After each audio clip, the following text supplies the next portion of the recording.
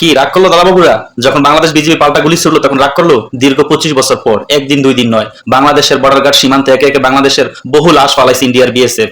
আজকে যখন সিলেট সীমান্তে ইন্ডিয়ার বিএসএফ যখন গুলি করে, তখন পাল্টা জবাব দেয় বাংলাদেশ বর্ডার গার্ড বিজিবি। তারাও একা দ্বারা গুলি করতে থাকে, তখন ইন্ডিয়ার বিএসএফ পিছু হটে। বাংলাদেশ বিজিবিতে গুলি করছে, আর বাংলার বীরশ্রেষ্ঠ বাঙালি দেখুন কিভাবে ইন্ডিয়ার বিএসএফ কে লাঠি পেটা করলো। এই ভিডিও দেখুন।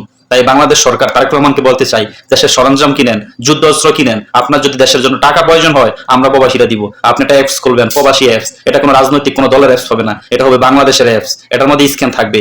একদিনে আপনি বিশ্বাস করেন কিনা জানি না, 200 কোটি টাকা পাইবেন। সমস্ত বাঙালিরা যদি টাকা দেয়, 200 কোটি টাকা দিব। আর আমি 3 বেলা জায়গায় 1 বেলা খাইলাম, ওই 2 বেলার টাকা আপনাকে দিয়ে দিলাম দেশের জন্য। দেশের সরঞ্জাম কিনেন। আমার মতো বহু প্রবাসী আছে যারা দেশপ্রেমিক, দেশকে ভালোবাসে। কোনো রাজনৈতিক দলের এখানে পরিচয় নাই। দেশের জন্য যুদ্ধ বিমান, সরঞ্জাম, ট্যাঙ্ক যা লাগে, গোলাবারুদ কিনতে থাকেন। আপনি একদিনের মধ্যে 200 কোটি টাকা পাইবেন, এটা আমার বিশ্বাস আছে। কারণ আমরা দেশকে ভালোবাসি, আমরা কোনো দলের পরিচয় না, আমরা দেশকে ভালোবাসি। দেশের জন্য আমরা জীবন দিতে প্রস্তুত। ইন্ডিয়া আমাদের বন্ধু না, পাকিস্তান আমাদের বন্ধু না। আমার বন্ধু আমার মাতৃভূমি, আমার বন্ধু আমার বাংলাদেশ। বাংলাদেশের জন্য যদি বলে জীবন দিতে, সেটা আমরা দিতে প্রস্তুত। তাই বলি, দেশের জন্য যুদ্ধস্ত্র কিনেন। ইন্ডিয়াকে এক বিন্দু ছাড়তে হবে না। শুধু ইন্ডিয়া না, কোনো দেশকে এক বিন্দু ছাড়তে হবে না। ইন্ডিয়া বাংলাদেশের ঘাড়ের উপরে বসে বসে খায়, আর বাংলাদেশ সেটা সহ্য করে নেয়। আর সহ্য করে নেওয়া হবে না। এবার পাল্টা লাশের বদলে পাল্টা লাশ ফালানো হইব। বাংলাদেশ সরকারকে বলতে চাই, আরো কঠোর করুন বাংলাদেশ বিজিবিকে, যেন পাল্টা জবাব দিতে শিখে।